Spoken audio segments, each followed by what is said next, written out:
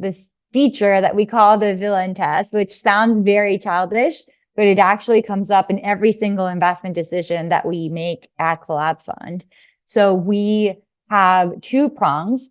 The first one is, if you're a villain and you hate the world, you don't want anything to be better for anyone other than yourself, you're completely self-interested, would you invest in this company? And the answer has to be yes. And then the second question is, if this company is wildly successful, will someone's life or will the world or cities be better? And the answer also has to be yes.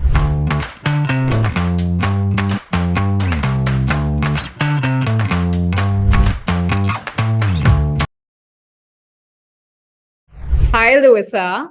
I am so excited to have you. I have been a big fan of all your investments. I've been going through them and I see so many parallels with some of the investing that we do here in India. Really, really excited to have you. So thank you so much for taking the time. Thank you, Shreya. It's so good to be with you. Thank you so much for the invitation. I'm very excited to talk with you today. Absolutely. So let's start from the beginning. You are from Venezuela and you live in New York City. So we want to know how and where did you grow up? So I was born and raised in Caracas, which is the capital of Venezuela, and came to the US in 2011 for college. Basically have been here since then.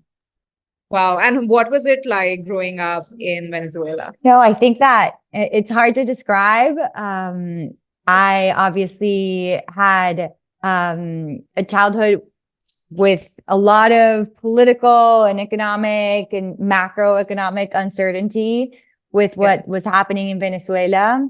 I think that that's hard to separate from anybody that spent time in from 2000 to 2015 in Venezuela.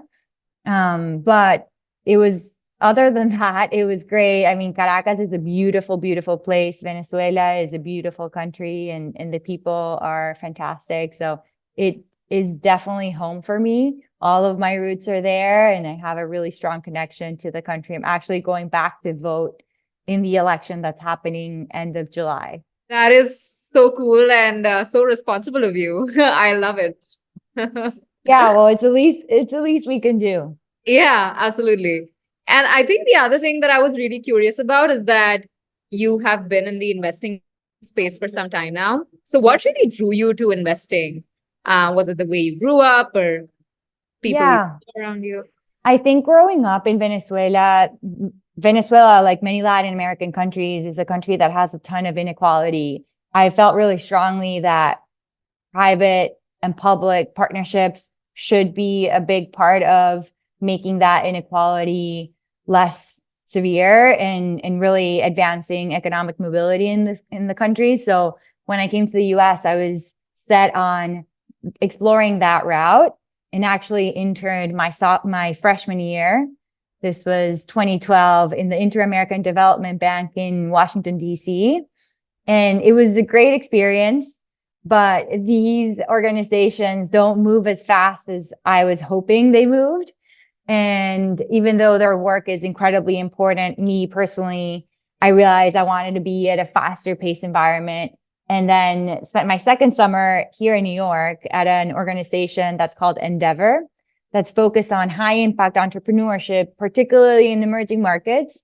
And that's where I really got exposed to the equation of investors being an enabler for the people who are really driving economies forward, the entrepreneurs, and haven't looked back since. I've really been obsessed with being an investor since that moment.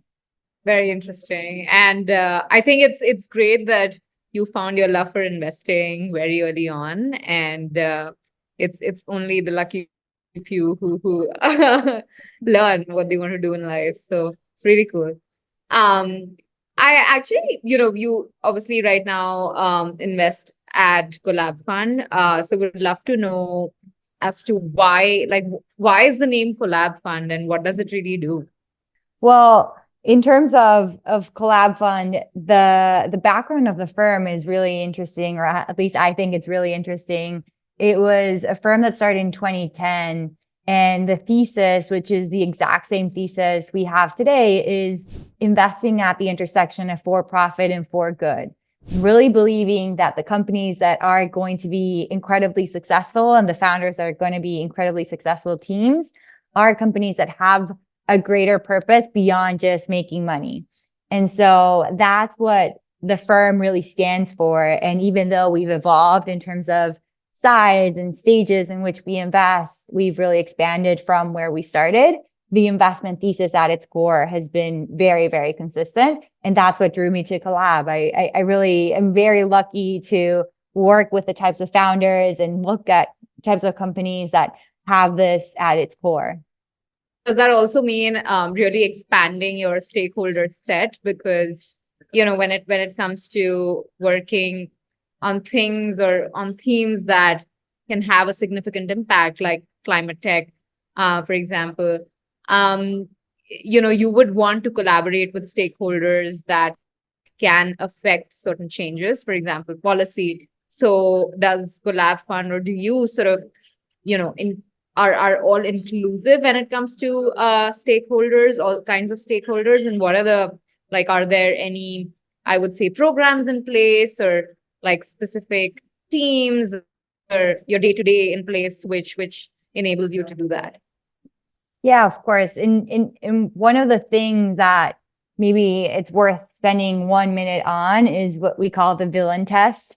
So Craig Shapiro, the founder of Collab, started this firm with that thesis. And the way we use it in practice is with this feature that we call the Villian Test, which sounds very childish, but it actually comes up in every single investment decision that we make at Collab Fund.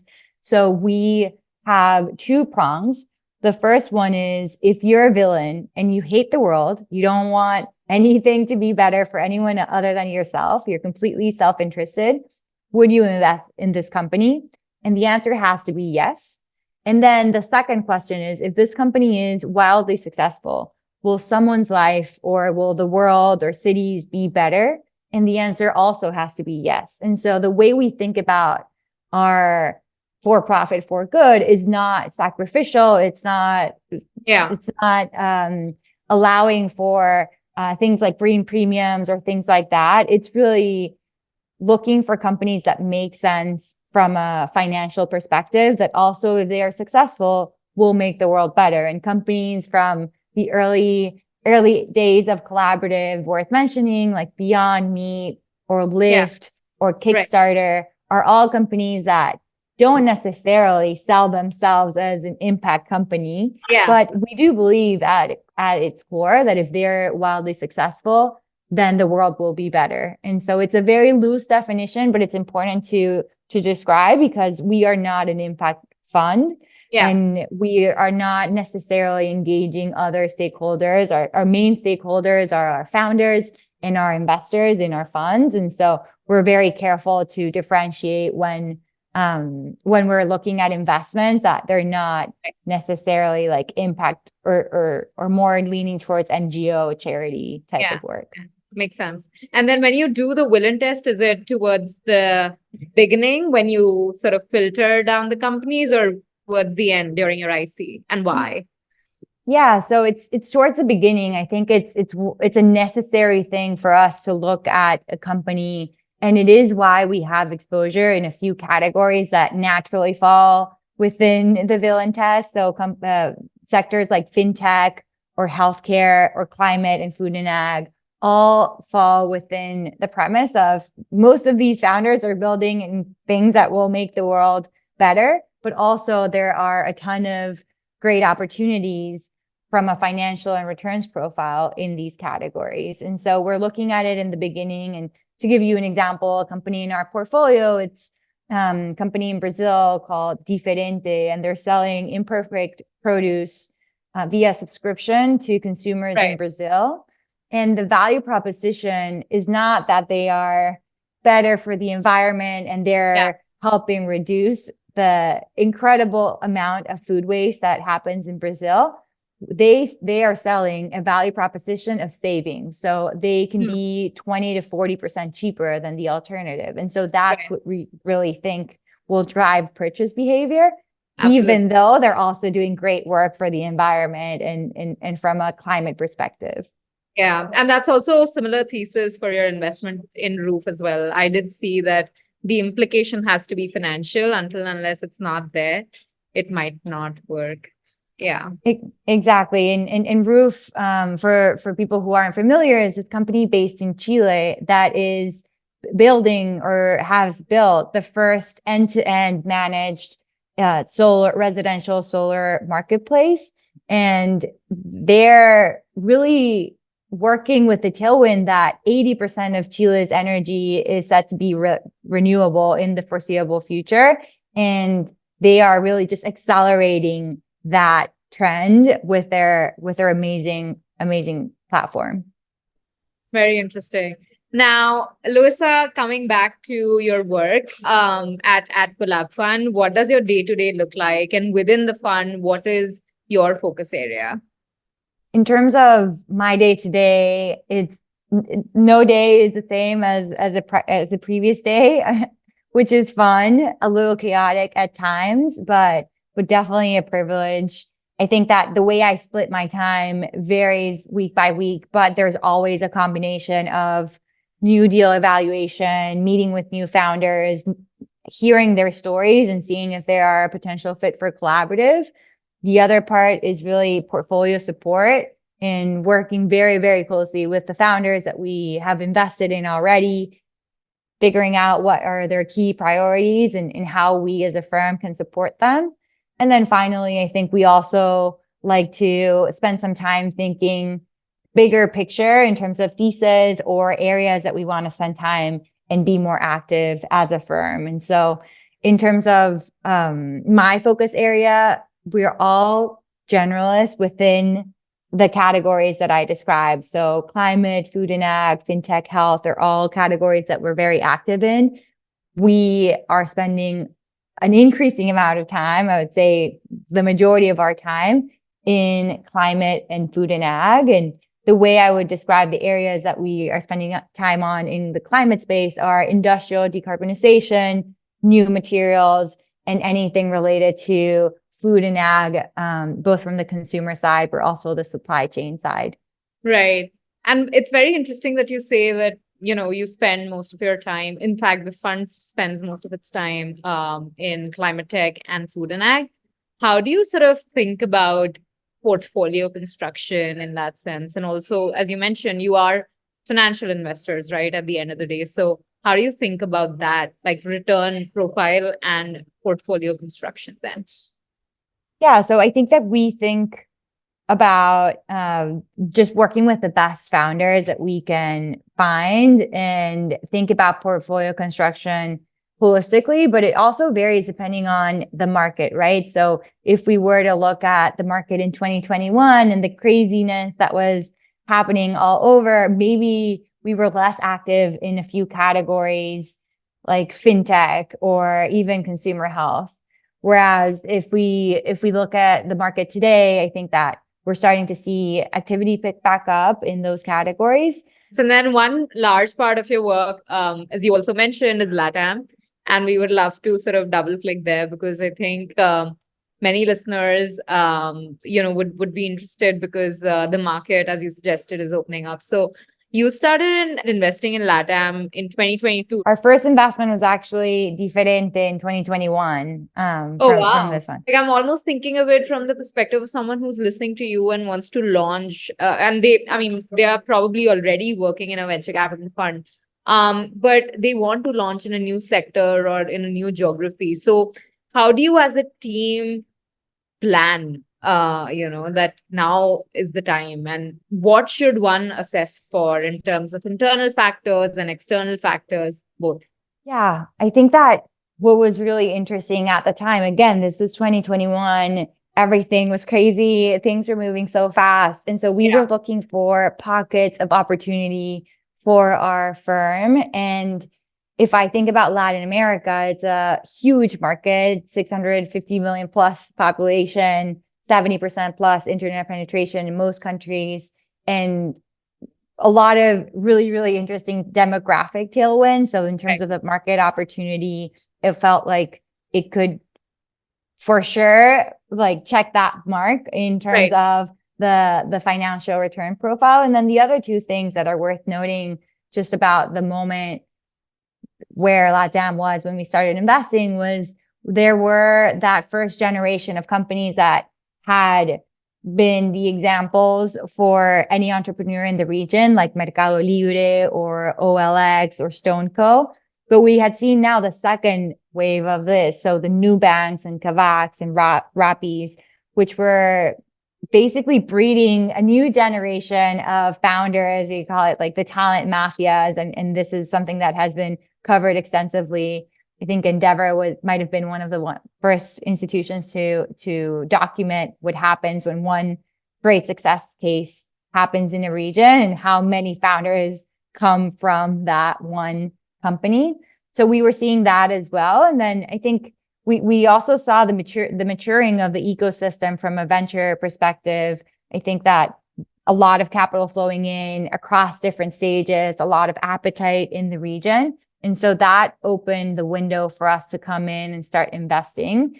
I will say that I am biased, but I also believe that the founders that come from Latin America, because macroeconomic uncertainty is something that probably most have experienced growing up. Right. I think that LATAM founders, and this is something that can even go beyond to immigrant founders, there's a level of grit that is grit and scrappiness and being comfortable with the unknown. That's a really valuable quality to have in a founder trying to build a $1 billion business, right? Absolutely. Yeah. No, very interesting you mentioned that. And you mentioned that, there were a few tailwinds, you were seeing the maturing ecosystem, etc. Were you already, like, how do you time this, right? Did you already have Latin America in your radar and you were like, okay, just how you evaluate opportunities? And how do you, how do you decide that, hey, now is the time that I'm going to track this geography or sector? How do you determine the importance, the weights of the geography? Like, okay, this geography requires my time. So how soon did you start planning?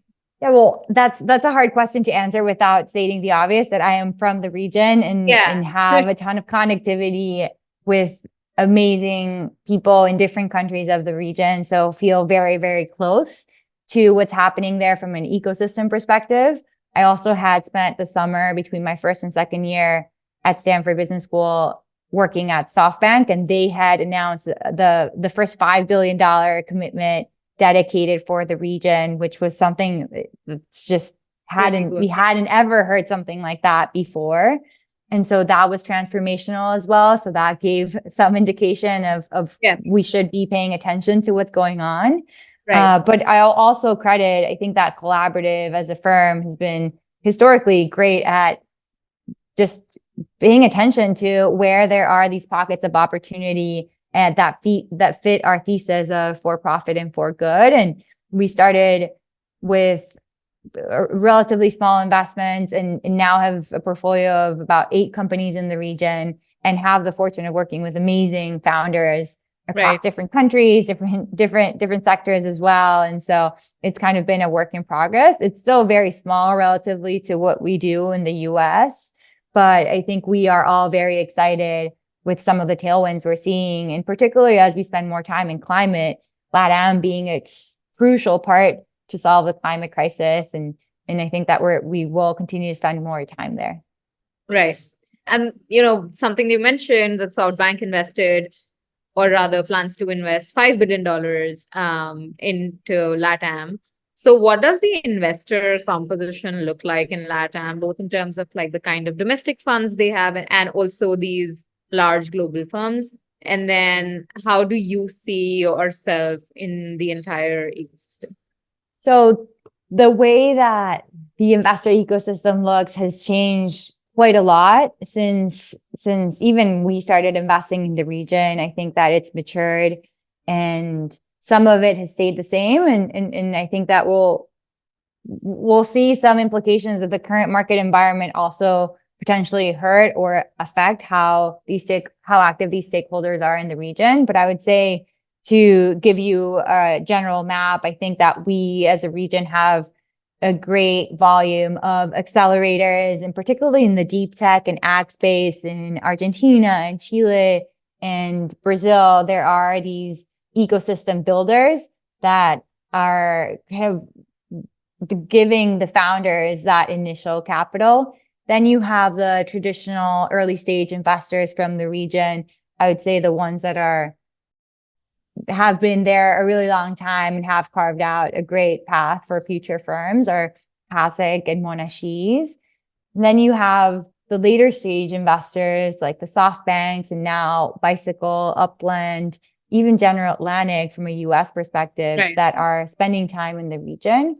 And so even though the dollar amount invested in the region has dropped dramatically since that height of 2021, 2022, it is consistent everywhere. I think that some of the people who came or who started investing in the ecosystem will continue to bet on the region and bet on the founders that are coming out of there. Yeah, no, makes sense. And I think it's true in every region, the composition, the investor composition in India has changed so dramatically. During the pandemic, we actually saw a burst of, individual angel investors who just thought that, startup investing is cool and then everyone can do it. Nobody really took a portfolio approach. And then many of those people actually left. The other thing that we've been noticing is just that there have been several investors who've been part of large funds, but now that they've really matured into investing, they've become like they've seen multiple cycles. They feel confident to sort of take the lead and start their own funds, etc. So we've been seeing that, and also a very different strategy in the sense that the early stage pre-seed seed investor does not necessarily go and start a pre-seed seed fund. They could actually start something very different because there's clear, in fact, within climate tech, there's a clear gap when it comes to B and C investing. And so some of them have actually transitioned to that. And, they've found their partners who have been doing some venture growth stage investing, and they've, sort of clubbed and founded companies. So it's been a really interesting, 2-3 years for sure. That's super interesting that you say that. I think that the gap of the B and C is there for Latin America for sure. Yeah. We're still not seeing specialized firms come out at that stage. And I think that we won't see that for a little while. The volume of companies that are at that stage is not infinite. And so I think that different to the US, specializing at the later stages is not something that potentially is warrants the amazing returns that some of these firms will target. Exactly. And I think there's also a dearth of examples, like exit examples within at least India, and I'm sure in LATAM as well, when it comes to climate tech in specific. And so, the B and C funds at least are not quite sure about because they'll only have a few companies to invest in as a thesis in itself. So totally. Yeah. Interesting. Now, I think you talked about, founders in Latin America. And of course, I think a lot of company building and investing has got to do with your personal self, right? Where you are, what do you do, what your values are. So you clearly mentioned grit as one of the factors that really drives the Latin American ecosystem. What are the clear, I would say, differences when it comes to founders in Latin America and the US, since you've invested in both the regions? I'm sure, American founders are also grit. They're gritty, but I do get your point that immigrants have that grit. They have that hunger to sort of prove themselves. But what else?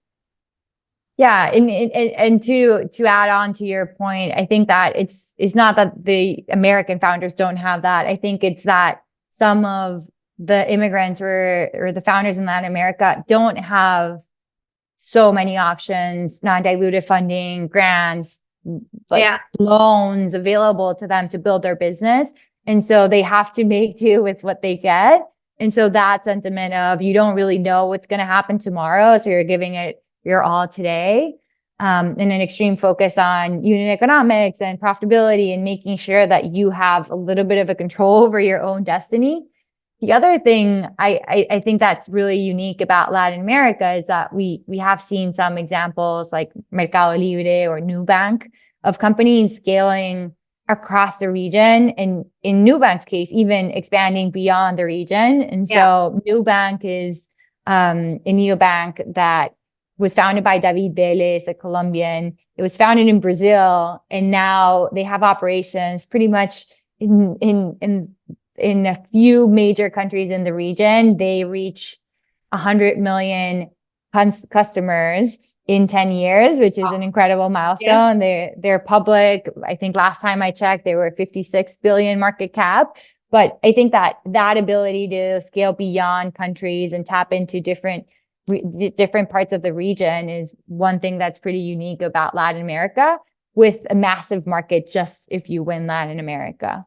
The other thing that I would say in terms of Latin American founders is because it's a newer ecosystem in general. So there is a lot of collaboration and a lot of people are rooting for success just in like the category. Yes, exactly. So it's one of the things that people always say when they talk about Latin America and VC. They say, well, there aren't that many exits. And so you'll see founders cheering for other founders. And it's really inspiring to see kind of the energy that has flourished over the last decade in the region.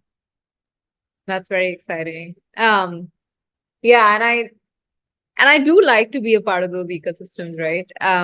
Where people are helping each other, eager to respond, eager to do whatever they can. And in fact, I would like to mention Emma here, because Emma has been like super helpful and almost like this person who has made it easier for me to navigate the entire New York ecosystem since I will be relocating. So she's been a great friend in that sense, and also, cheering me on whenever she can. So great to have people like that.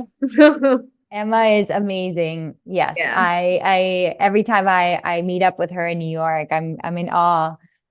Yes, she's awesome. Yeah, no, absolutely. And then the other thing that I've been thinking about is just decision making when there is so much newness, right? So Latin America for you as well. I mean, sure, you started investing in 2021, 22, but it's still new, right? And so how do you think about, or how do you develop confidence when when an ecosystem is new, right? What are the factors that you need? And I'm sure, like, we are all independent thinkers. We do not necessarily need another investor to sort of substantiate what we've said, but there's always another round of funding, right? And another set of investors. So how do you sort of think about that while you make investment decisions versus when you take investment decisions in the US? Is there any difference there? I think that we do, to answer your question, it is a little different. In Latin America, we rarely invest by ourselves in a company because I think that the setup and the support system for founders is naturally better to have a combination of foreign and local investors. So we have really strong relationships with co-investors that we are happy to work alongside. We work very closely with a firm called Positive Ventures. We work closely with Monashis and Kasich and a few of the emerging managers as well, like One VC, for example, or Canary on the early side. I think that it's great to have that local foreign relationship. So we spend time getting to know each other and getting to know our work styles, and also just sharing notes broadly on the ecosystem. I think that it's helpful when you're coming into a region where you don't have an office there. It's helpful to really spend the time to do the reference checks, spend the time to really understand the role governments will play in that particular sector that you're investing in. what are the risks that you might have not been aware of? What are the things that you need to consider for this to work? If you answer the question, what you need to believe, I think going into a foreign territory, you really need to spend time understanding what are the things you're going to need to believe. I think in the US, we feel really comfortable taking a full round, and we are more often than not leading rounds, leading seed rounds, leading Series A rounds. And I think that we work collaboratively with other investors as well, of course, but it's less so on like a co-lead or situation as a necessary thing, versus in LATAM, I think that is our preference to really work very, very closely with local partners. And how do you plan your travel to LATAM in that case? Yeah, here's where being from the region comes into play. I spend a lot of time. My husband's Colombian. My brother's a founder in Mexico City. And because I've been in the US for a long time, Latins tend to find each other. I have a lot of friends in these countries. And so end up mixing some personal travel, and every time I'm there for a personal reason, always make time to see founders in the region or see investors that we work closely with. And then in terms of big events, I think that it's great when some of these events like the Vamos, the Latitude Summit that happened in September of last year, they gather so many founders, so many investors. It's a very, very efficient trip. And so if you're going on a 9.5-hour flight to Sao Paulo, at least you're going to see everyone that you need to see in 48 hours. And so that's been our approach so far. I think we also have an amazing advisor that works closely with our LATAM portfolio. He's based in Buenos Aires. His name is Matt Garlick, and he's fantastic. And so he also does a fair amount of travel around the region, and always is a great resource and touch point for our founders. I used to pronounce it Buenos Aires. I can see why you would do that. Interesting. You made an interesting comment recently about the next big thing in 2024. Do you want to talk about that? What was the comment? Yeah, so I basically made, and this is something that Lucas Abreu and Julia De Luca put together every year, and it's this article called The Next Big Thing in LATAM. And I think that the premise for my comment was really the urgency in climate, in particular in Latin America. I think that we're not always thinking about how important the region is to the US from a food supply chain perspective, or even now we're seeing kind of the critical minerals side of things play a huge role in geopolitics, and LATAM has a huge role to play.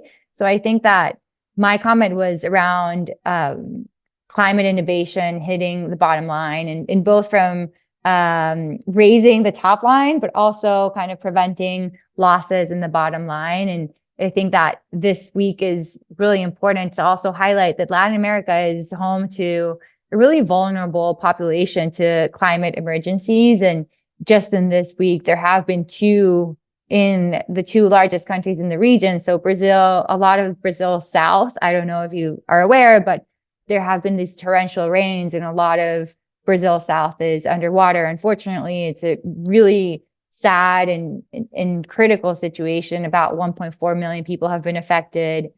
And the other one in Mexico City, you have heat waves putting pressure on the grid. And there have been some blackouts in the country, which is really disruptive and unheard of. And I think that we're going to see, unfortunately, probably more and more of this in terms of Latin America suffering.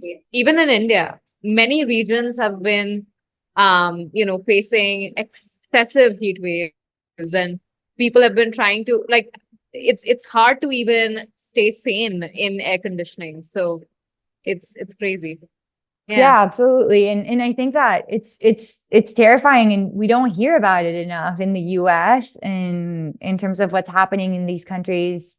Like, yeah, I wasn't aware that it was such a big problem in India as well. And I think that as we think about that, how can we turn those problems into opportunities for us to invest in grid resiliency, invest in, I don't know, in prediction and monitoring of sea levels or tropical storms or whatnot, really understanding what we can do from a preventative and reactive standpoint to lessen the blow from some of these things that we already did to the world.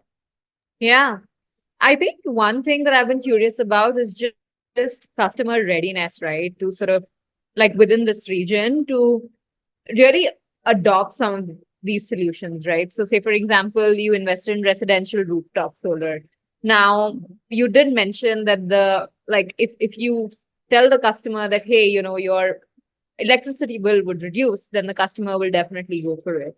But is the customer ready, for things like these, or like how aware is the customer? Because I feel like a lot of that will also drive the bottom line, because creating awareness and doing excessive marketing, etc., would also take a hit on your cost element. And so, just from a consumer climate standpoint, where do you think things are?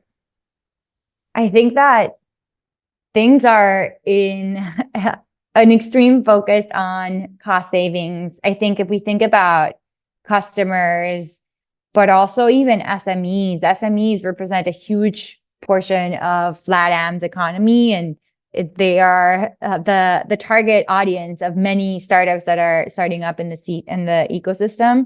I think that they're not going to buy something because it's better for the world. They are not at the point where they will pay extra for something that looks better, I agree. or feels better emotionally. I think that it's just the economies are very, very sensitive to price, and I would imagine in India as well. And so the value proposition needs to lead with that. We are Right. not ever going to be offering a device that is a $30 a month subscription for something that makes you feel better. We don't have the audience for that, because Yeah. even at the highest level, I think that there's just an extreme awareness of reducing waste and controlling cost, and really being mindful of every single percentage point. And so in terms of your question, if I think about the energy plays that we're excited about, and we're looking at one right now, it's really an energy retailer space targeting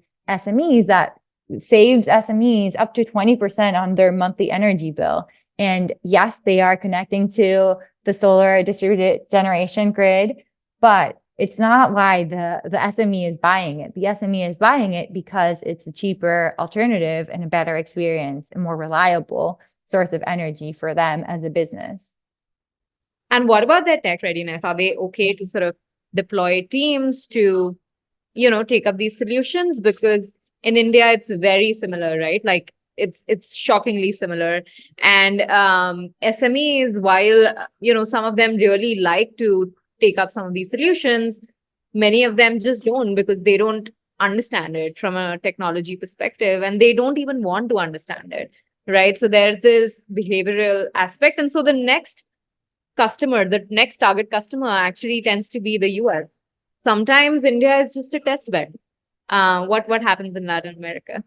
Yeah, it's hard to hear you say India is a test bed because the size of the market is so big that I know, yeah. but yeah, I mean, I totally hear your point. I think that to answer your question, that I do think that we're starting to see a lot of willingness to adopt technical tools and software tools that maybe businesses hadn't used before, and changing from the books to a software is a mental shift and something that definitely requires a lot of attention, but it is something that we're seeing. LATAM has, for the most part, huge levels of internet penetration today. And it's one of WhatsApp's largest markets.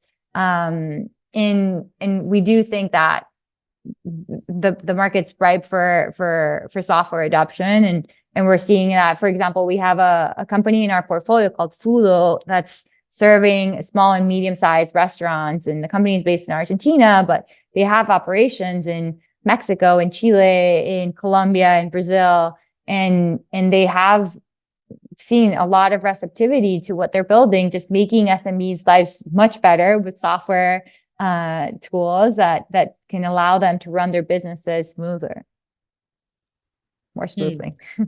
Yeah.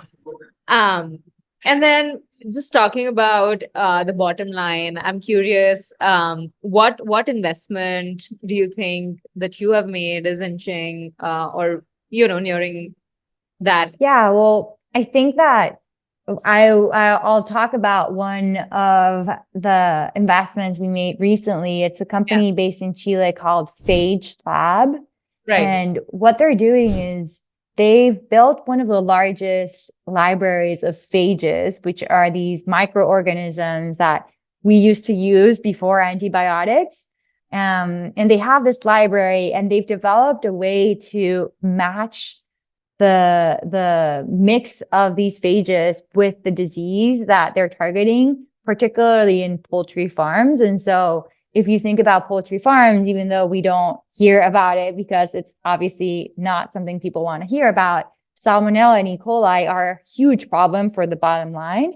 Yeah. And so what this company has done is develop a natural way to offer a solution to these farms that are facing antibiotic resistance in their poultry, or that they can't really deal with the different bacteria that are coming up in their produce. So it's a great solution that people will buy because it prevents them from losing up to a third of their production due to some disease that can't be controlled otherwise. And so that's one that I'm really excited about. It sounds like deep tech. And to your point, I think that they started in Chile, but they have interest in Argentina, in Brazil, and very soon we'll be targeting the US as well as a market. Yeah, because I believe US would be a huge market in terms of poultry, right? Yes, we're seeing, I think it was, can't remember if it was Chipotle or one of these fast casual restaurants that just announced that they are having trouble with supply of chicken precisely because a lot of it has to be discarded due to these diseases. E. coli and salmonella are a huge problem, but no one wants to talk about it. And so Phage offers a solution that that companies can deal with at the point of production. And I'm surprised that there's no solution other than your investment, Phage Labs, because this seems to be a rampant thing. Yeah, right? I think that maybe to uncover a little bit more in the problem, I think antibiotics have been used, and that is something that is the current or the status quo. But there is a problem similar to humans. I think that living beings are becoming more and more resistant to antibiotics. So you need to either use more of it or use different types.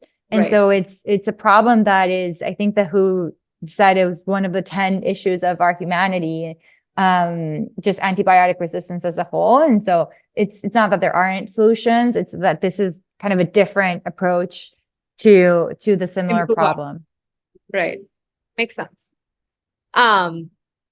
I think now we should really focus on your life outside of work. So what do you like to do when you're not investing? Yeah, well, I live very close to the West Side Highway, so I love being outside and going on long walks and even sometimes very slow runs. And I also love spending time with my family. I'm a huge I'm obsessed with my family, and so I try to spend every time I can in terms of vacation days and trips to try to go see them. How big is your family? So we have 21 first-hand cousins on one side and about 13 on the other. Oh, wow. So it's definitely fun. It's fun. It's a huge Latin family. Try to get together at least once a year, but it's increasingly hard. We're all spread out. What book are you reading currently? I just finished a kind of like an easy poolside novel called Happy Place. It's kind of like it ends with us, it starts with us, that type of vibe. And before that, lessons in chemistry. I don't know if you read I that one or no. And any book that has really shaped you to be the person you are. yeah, I think this is probably a common book for many people, but Man's Search for Meaning is Yeah. just one of the best books you can read and reread many different times. And depending Right. on the stage you are in your life, you can see a different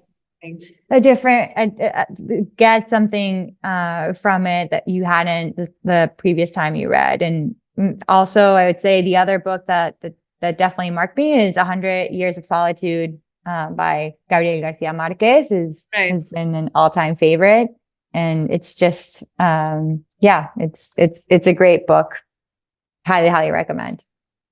Who do you recommend as the next Women Who Build guest? Yeah, I think I would recommend Lily Burdicker from Wireframe. She is fantastic, brilliant, and also very knowledgeable on all things climate.